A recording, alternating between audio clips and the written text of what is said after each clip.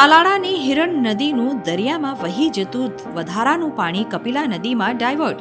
પાણી ડાયવર્ટ તથા અસંખ્ય ગામોને સિંચાઈનો લાભ મળશે તો હજારો કુવાઓ રિચાર્જ થશે. છેલ્લા એકાદ દાયકાથી વિશ્વભરમાં પાણીની સમસ્યા ગંભીર બનતી જઈ રહી છે. ત્યારે રાજ્ય સરકાર પણ પાણીના સંરક્ષણ અને સદુપયોગ માટે અગત્યના પગલાં ભરી રહી છે. આ સંદર્ભે તાલાળા વિસ્તાર માટે એક મહત્વપૂર્ણ નિર્ણય લેવામાં આવ્યો છે. તાલાળાના ધારાસભ્ય ભગવાન બારડની રજૂઆત બાદ સિંચાઈ વિભાગ દ્વારા હિરણ નદીનું દરિયામાં વહી જતું 196 ક્યુસેક પાણી કેનાલ મારફતે કપિલા નદીમાં ડાયવર્ટ કરાયું છે. ગીર સોમનાથ જિલ્લાનું ધામણો ગામના અંદર સરપંચ તરીકે 9 વર્ષથી હું ફરજ નિભાવું છું. કપિલા નદીની અંદર 6-7 દિવસની અંદર પાણી છોડવામાં હિરણ ડેમ ઉપરથી છોડવામાં આવ્યું. એ અમારા ગામના જે પાણી છોડવાથી અમારા ગામના ખેડૂતોને ઘણો બધી ફાયદો થયો છે. તેમજ ખેડૂતોને તો ફાયદો થયો છે પણ ગામને પણ ફાયદો થયો છે. ગામના તળ ઊંચા આવ્યા છે. ગામને કાયમ માટે પાણીની સમસ્યાનો હલ થઈ જાય અને સરકારશ્રીની ગાઈડલાઈન મુજબ જે ખેડૂતો આ વિસ્તારની અંદર હેરણ નંબર 2 ત્યાં 200 થી 300 ખેડૂતો આવેલા છે એનો ફાયદો થયો છે.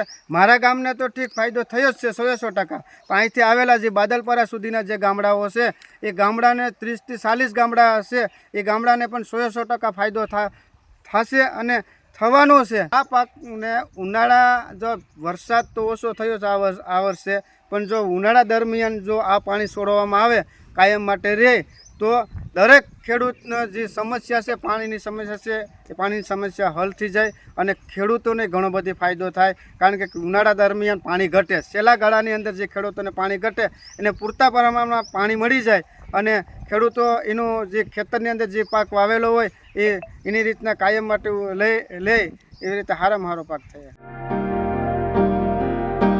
ધારાસભ્યની રજૂઆત અને સરકાર અને સિંચાઈ વિભાગના આ નિર્ણયથી તાલાળા સહિત વેરાવળ તાલુકાના 15 થી વધુ ગામના અનેક ખેડૂતોને સીધો લાભ મળવા જઈ રહ્યો છે. આ વખતે ગીરની અંદર ચોમાસાનો સારો વરસાદ પડવાને કારણે જંગલની અંદર આવેલો કમલેશ્વર ડેમ અને ઉમરેઠી 2 નંબરનો ડેમ હેરણ નદી ઉપરના જે આવેલા છે બંને ડેમો ઓવરફ્લો થઈ ગયા છે. અને ઓવરફ્લોને કારણે 1 નંબરનું પાણી છે 2 નંબરમાં આવે છે અને 2 નંબરમાંથી એ પાણી છે વધારાનું નદીની હેરણ નદીમાં છોડવામાં આવે છે અને એમને કારણે એ પાણી છે વધારાનું પાણી છે એ દરિયામાં જતું રહે છે. તો એને તાલાળાથી કેનાલ માટે વધારાનું પાણી એ નાની નદીઓના વેતરાઓમાં ડાયવર્ટ કરવા માટે હમણાં થોડાક દિવસ પહેલા એ પાણી સરકારશ્રીની મંજૂરી લઈને એમાં છોડવામાં આવ્યું છે અને એ સુસરી નદી કહેવાય છે કપિલા. અને એ પીપરવા ગામ જે છે તાલાળાની બાજુમાં એ પીપરવા ગામ મેરે એ નદી આવેલી છે ને ત્યાંથી એ પાણી છોડવામાં આવે છે. એ પાણી છે એ ત્યાંથી અસંખ્ય ગામો, માનો કે પીપરવા, પછી ત્યાંથી હુશિયાર, ત્યાંથી પછી ધામણવાથી પછી ગાભાથી ગુણપુરથી પંડવા, કોડીદરા, ઉકરાસ, નાખડા, બોરાસ, મેઘપુર, સોનારિયા એમ થતું બાદલપરા અને બાદલપરાથી પછી પાછું ત્રિવેણી બંધારામાં પાણી જશે. એટલે એટલા ગામડાઓનો એ નદીની અંદરથી પાણીનો પ્રવાહ અહીંયા સુધી પહોંચતો હોય છે ને એના કારણે અસંખ્ય ખેડૂતોને પણ લાભ થવાનો છે અને હજારો વીઘા જમીનમાં એ તળમાં જે પાણી રિચાર્જ થઈને ઉતરવાનું છે વધારાનું, એમને કારણે શિયાળુ પાકની અંદર પાણી ખેડૂતોને પાક લેવામાં મુશ્કેલી ન પડે અને પાણીનું તળ પણ રિચાર્જ થઈને પાણીનું લેવલ પણ ઉપર આવે છે. એના કારણે આ પાણી વધારાનું દરિયામાં જતું પાણી એ નાની નદીઓ મારફત છોડવામાં આવ્યું છે. અને અંદાજે 3000 હેક્ટર જેટલી ખેતી લાયક જમીન સિંચાઈ માટે જળ સંપન્ન બનશે.